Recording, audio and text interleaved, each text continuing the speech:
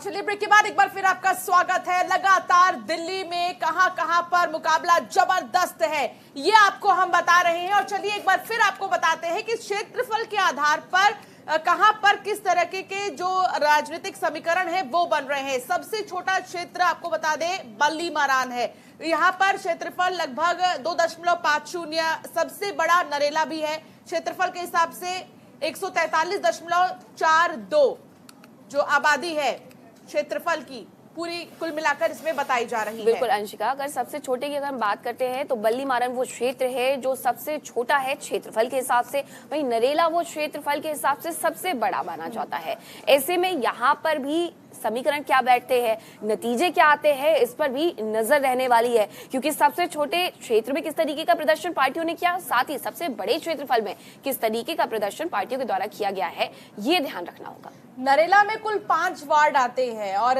नरेला की अगर हम बात करें तो थोड़ा हरियाणा का बॉर्डर भी इसमें टच होता है और मतदाता जो यहाँ पर है वो उनके अंदर थोड़ी हरियाणवी टच भी रहती है। लेकिन दिल्ली में रहकर वो दिल्ली को किस तरीके से देख रहे हैं, दिल्ली में जो लंबे समय से रह रहे हैं, नरेला में कुल 5 वार्ड है और नरेला के हर वार्ड का जो क्षेत्र है वो काफी बड़ा है, यहाँ की आबादी भी बहुत ज्यादा है।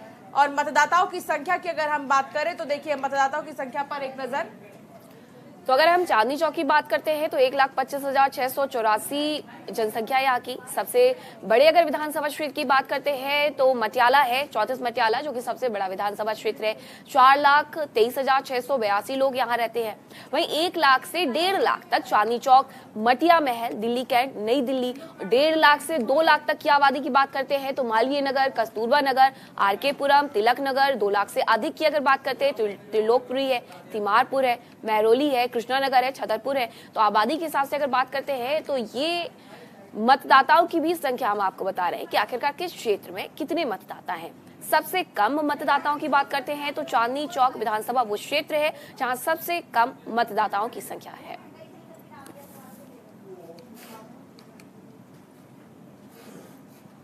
कांग्रेस के चुनावी वादे भी अब आपको बताते हैं कि कांग्रेस ने आखिरकार क्या चुनावी वादे किए हैं। नौकरियों में ठेका प्रथा खत्म करने की बात यहां कांग्रेस के द्वारा की गई है। साथ ही 6 महीनों में अस्थायी कर्मचारियों को पक्की नौकरी का भी वादा किया गया है। अंशिका, बिल्कुल आप ठीक कह रही हैं मीनाक्षी। और भी देखिए कुछ वादे कांग्रेस के, कचरे का डोर टू डोर कलेक्शन होगा, ये कांग्रेस ने वादा किया है। 5 साल में 32% ग्रीन क्षेत्र का लक्ष्य इसमें रखा गया है, यानी कि ग्रीनरी को बढ़ाया जाएगा और भी ज्यादा पूरी दिल्ली में प्रदूषण को देखते हुए। हर घर आरओ का जल, यानी कि हर घर में अब आरओ का पानी होगा। देखिए मुद्दे जो है पानी, बिजली, कचरा, ये जो मुद्दे हैं दिल्ली के, उसी के आधार पर कांग्रेस ने अपना मैनिफेस्टो तैयार किया है। पिछला हाउस टैक्स माफ करने की भी बात इसमें की गई है, अगला हाफ करने की बात की गई है। कांग्रेस की तरफ से कहा गया है एमसीडी स्कूलों को डे बोर्डिंग बनाया जाएगा। संत श्री गुरु रविदास जी के मंदिर का निर्माण भी किया जाएगा। 5वीं तक के छात्रों को टैबलेट भी दी जाएगी। इसमें कांग्रेस ने यह वादा किया है कि अगर कांग्रेस जीतती है तो ये सारी चीजें की जाएंगी। गाजीपुर के कूड़े के पहाड़ को 18 महीने में ही खत्म करने का वादा किया गया है। तो गाजीपुर का वो पहाड़ जो दूर से ही दिख जाता है कि हाँ गाजीपुर आ गया है या फिर दिल्ली में एंट्री हम कर गए हैं, उस पहाड़ का जिक्र भी किया गया है अपने वादे में कांग्रेस की तरफ से।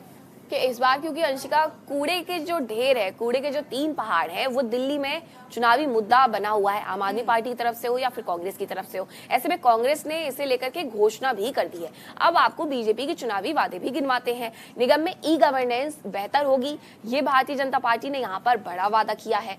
साथ ही कहा है कि दिल्ली को सस्टेनेबल और ग्रीन सिटी बनाएंगे, क्योंकि दिल्ली ऐसी जगह है जहाँ पर प्रदूषण सबसे ज्यादा होता है और ऐसे में ग्रीन सिटी बनाने का वादा किया गया है।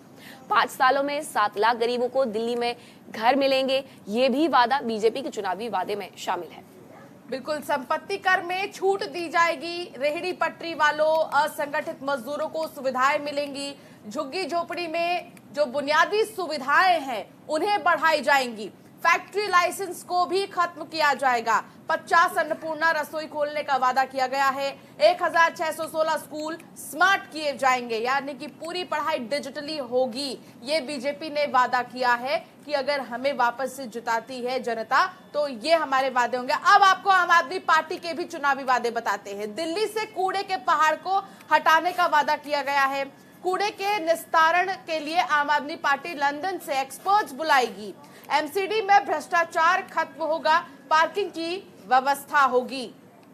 साथ ही ये भी कहा गया है कि आवारा पशुओं से निजात मिलेगा, नगर निगम की सड़कें ठीक होगी, नगर निगम के अस्पताल स्कूल ठीक होंगे, दिल्ली में पार्क बनाए जाएंगे और दिल्ली को पार्कों की नगरी बनाया जाएगा। अंशिका, जब हमने एमसीडी चुनावों को लेकर के जगह जगह क्षेत्र में जाकर के लोगों से बात की, एमसीडी चुनाव पूरे तरीके से कवर किए, तो सबसे बड़ी जो समस्या है दिल्ली में पार्किंग की समस्या देखने को मिलती है। जगह जगह गाड़ियां खड़ी होती है, पार्किंग की कोई व्यवस्था नहीं होती। ऐसे में आम आदमी पार्टी ने एक बड़ा दाव चलते हुए इसे अपने घोषणा पत्र में भी शामिल कर लिया कि पार्किंग की व्यवस्था की जाएगी।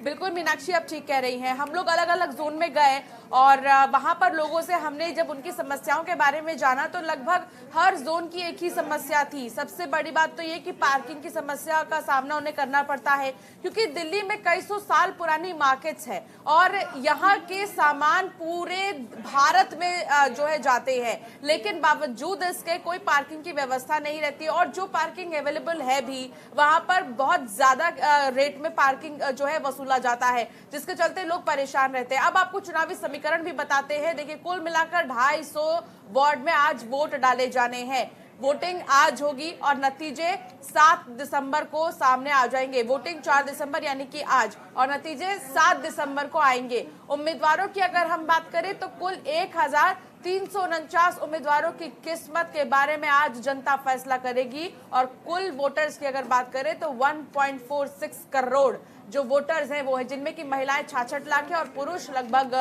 79 लाख है।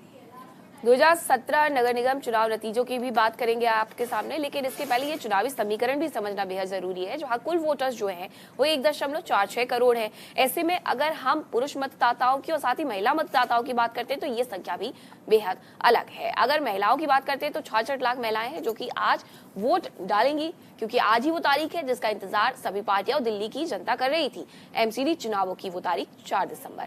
पुरुष मतदाताओं की अगर बात करते हैं तो 79 लाख मतदाता हैं जो आज वोट करने के लिए जाएंगे। ऐसे में 1.46 करोड़ मतदाता आज मतदान करेंगे। कुल वार्ड 250 है जिसमें आज वोटिंग होने वाली है और परिणाम 7 तारीख को आने वाले हैं। तो चुनावी समीकरण क्या है ये आपको दिखा रहे हैं।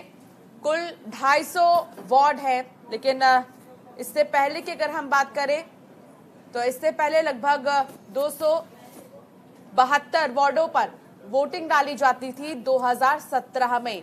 2022 की अगर हम बात करें तो कुल 250 वार्ड पर चुनाव होंगे और आज 8 बजे से ही वोट डालने शुरू हो जाएंगे। 2012 तक एमसीडी एक हुआ करती थी, लेकिन बाद में इसे ईस्ट, नॉर्थ और साउथ निकायों में बांट दिया गया और अब चुनावी समीकरण आपको बता रहे हैं।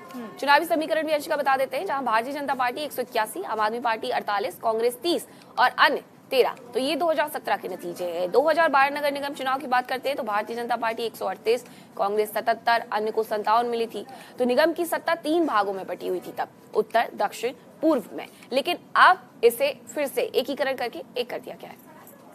और अगर बात करें इन तीनों वार्डों की तो 104 नॉर्थ और साउथ में थी और 64 ईस्ट वेस्ट की थी। 2011 से पहले दिल्ली में एक ही निगम हुआ करता था, लेकिन अब 2011 में नगर निगम को 3 भागों में बांटा गया। उत्तरी, दक्षिण और पूर्वी दिल्ली नगर निगम का गठन हुआ। कांग्रेस सरकार के कार्यकाल में भागों में बटा था ये नगर निगम।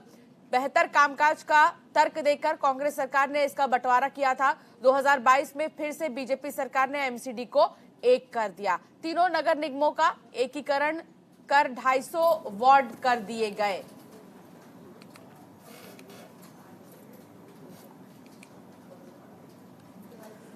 तो दिल्ली के दम में लगातार हम आपको बता रहे हैं कि आखिरकार चुनावी समीकरण क्या है और साथ ही साथ इस बार के चुनावी मुद्दे क्या है। लगातार कवरेज न्यूज इंडिया पर जारी है। रुकेंगे एक छोटे से ब्रेक के लिए।